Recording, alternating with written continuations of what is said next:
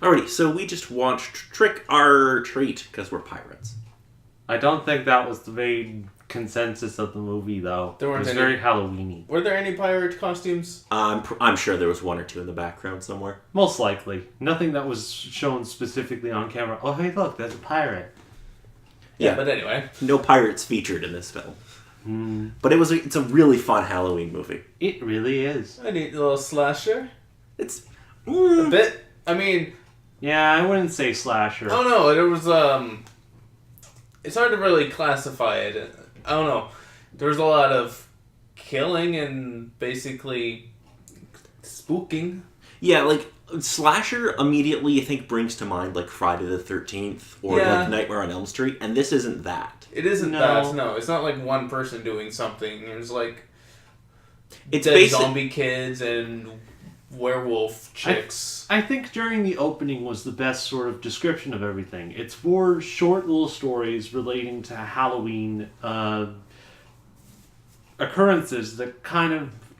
I'm not sure how they were specifically written. They but all, like, all- interconnect, and it's... In a strange way, yeah. I Yes, mean, there's this fat kid that basically eats a bunch of candy from this one guy and just vomits and then is killed by that guy. Yeah, it's... Okay, so this film does kind of, like, have a mascot, like, you know, Jason is to the Friday the 13th series, or Freddy is to Nightmare on Elm Street. We get Sam. It's this little feller. Is this name actually specified somewhere in the movie? I don't... Well, they don't say it, but I believe it's in, like... credits and whatnot for it. I believe so. Okay, Oh. gotcha. Yeah. So, he has a little, like, burlap sack over his head, and he Well- wears, like, these orange footy pajamas. Was that really the case? I thought pretty much everything he was wearing was a burlap sack. No, I thought it was just a sack boy.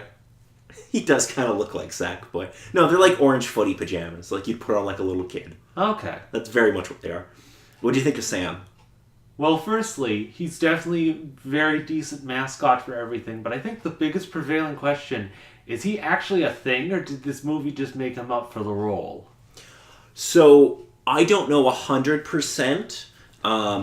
The way I've always taken it with the movie is Sam is meant to be like an embodiment of like the spirit of Halloween. Because he only goes after people who break with like tradition. He doesn't like if you respect the tradition of Halloween, he doesn't bother you. It's anytime somebody like, you know, they smash jack-o'-lanterns or stuff like that he goes after them. Okay, so what did the chick do at the beginning of the movie that broke tradition? She blew out the jack-o'-lantern. Yeah. But it was the end of Halloween, the night. No, it was still not? Halloween. It was still Halloween night. Yeah, but I mean, you just still take down decorations or whatever at the end of the night. You don't take them down on Halloween. Yeah, we do. All of it. No, that's idiotic. No. It's not idiotic. It takes like 30 minutes. Well, then Sam is going to kill you. Yeah, of course. Just be sure you have a decent stock of candy on hand. That's usually the case. Yeah, so, yeah, she broke with tradition by taking the Halloween costume, the stuff down too early. It's justified. There was nobody going trick-or-treating at that time of night. There were still people out on the sidewalk. What about Yeah, those they were getting rides three- home. What about those three that saw the incident? Yeah, there were still people. Yeah, we disagree on this clearly, but I think it's they broke with tradition. Well, she did. Okay, fair enough. Anyway. But when it sort of started with the movie and whatnot, it kind of left you sort of questioning, what? Well, she's the type that doesn't like Halloween. That's kind of her thing. She's taking it down because she doesn't like it, I guess. Well, Yeah. just kind of a case of, okay, that stuff's done, let's just take care of the things and just go. Yeah, Little busybody. it's so much fun, this movie. It really is. And it's kind of a case of it builds on a whole bunch of different stories, but there are a couple inconsistencies, but I'll get to them when we kind of move along with the story. So my favorite thing about the movie is like it sets up a bunch of things where it's like this is a basic horror setup and then it twists it and it does something different. Like when we meet the four girls, we're expecting that they're going to be the ones that are going to get hunted by a killer and killed. Right. Because that's what as every horror movie before has done. Yeah. This movie's like, no, they're the monsters. They're the werewolves. Yeah, which is really cool. And I'm like, that's a fun little setup. Or the dude who, he's burying the body in his backyard, and then he goes in with his kid to carve the jack-o'-lantern. Mm-hmm. And it ends up being that, like, they decapitated this other kid. It was the fat kid's head on the... And they're like, help me with the eyes. That's super creepy, and it's great. Yeah, definitely. Though, after a certain point, it kind of was like, oh, you probably could have caught that with the specific jump cut of while he was out there to going inside. There could have been enough period of time of, oh, he probably could have put that in there. Yeah, I really like the way the movie's structured. Mm-hmm. It's a lot of fun. It keeps cutting between different like time periods, and it's just a lot of fun. I think the only one particular question I have was the introduction of the masked man with the vampire fangs. When we were first introduced to him, he was meeting up with this girl. Yes. And she started realizing, oh my gosh, I'm covered in blood. What the heck's going on? And we see the fangs. Oh man, he's a vampire. And goes through the whole sequence of that. But it cuts back to her supposedly dead, lying with all the other particular people. But yet he comes back later on and turns out to be a typical guy. Yes. My way of taking it has always been that there was a legit vampire in that costume, and then Mr. Wilkins also had that costume. Maybe. That was just the way I've always read it. It was just like, oh, two people have the same costume. Okay. And it was just meant to misdirect the audience. Okay, with those sorts of things. Interesting. Now that probably would make sense to sort of lead more into the punch of the four girls story.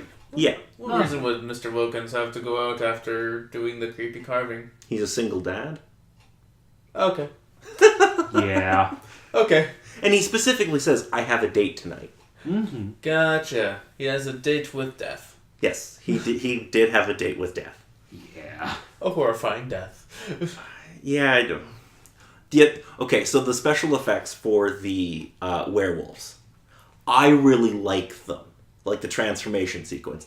Oh, yeah. The one werewolf head, that looks a little crappy, but the rest of it looks really cool. The simple fact of it's kind of a real reveal.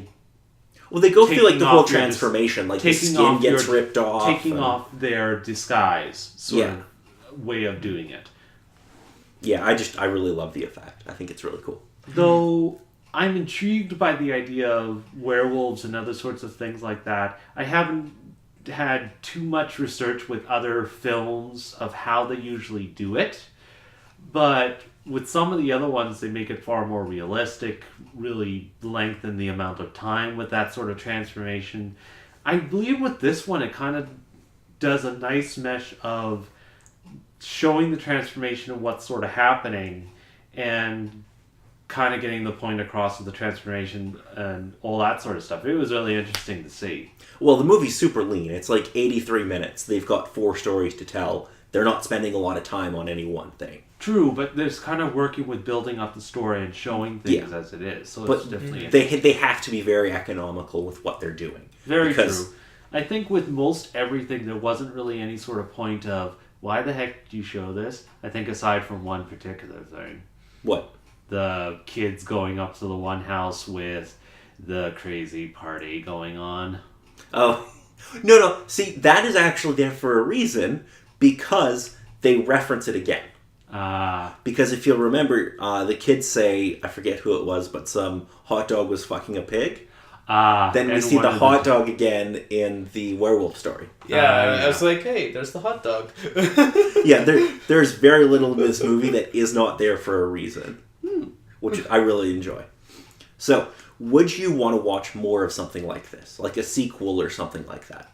I'd probably say so, yeah. It would be interesting. Okay, so we are, fingers crossed, going to get a sequel at some point. Neat. This movie came out, I want to say like 2007. Oh, okay. The director then went on to make something that's like I would call it kind of a spiritual sequel called Krampus. Which is a movie I really enjoyed. but I don't know if either of you would. But maybe we'll find out. He also is making the sequel to the Godzilla film. Ah, Interesting. Yes. Did you see the 2016 Godzilla? No, I have not. Oh, okay. It's good. You should check it out. Godzilla? No, the American one. Oh, American. Okay. It's legit pretty good. But after that, apparently he's going to make Trick or Treat 2. Fingers crossed, because I would love to see that. is it just the working title for the moment, or does he have an interesting idea for the sequel? I don't know if this is legitimate, but I remember reading on a website years ago that it was going to explore the origins of Sam. Ah. Which I'm all up for whatever he decides to do. Because this movie is so good and Krampus was really good. I'll give him, whatever premise he wants to go with. So, would you recommend this movie? Keeping in mind, this is not a movie for kids. Yeah, no. It's close, but... It's not. It's pretty hard R. Yeah, with those couple particular Rated scenes, R. yes. Rated R. But yeah, I would definitely recommend this movie Halloween-wise. So it's a green light for you? Most definitely. Justin? Yeah, this is a green light. Yeah, it's highly recommended. It's a very decent Halloween flick. It's a great Halloween movie. Not flick. Maybe not a great horror movie, but a great Halloween movie. Yeah. Most definitely. I think the only one thing that made me very sad was the poor puppy. The puppy. The poor Spike. Why did he have to go? He was a what good did he boy. do to Well, Sam? We didn't ever see the dog die, did we? He We whined just heard at him me. whimper. Nah, true, but we didn't see him anywhere afterwards. It's true. Spike will survive. It's like James Bond. Can't fucking kill him. Anyway, I think that's going to be it. I'm Paul. I'm Dave. I'm Justin.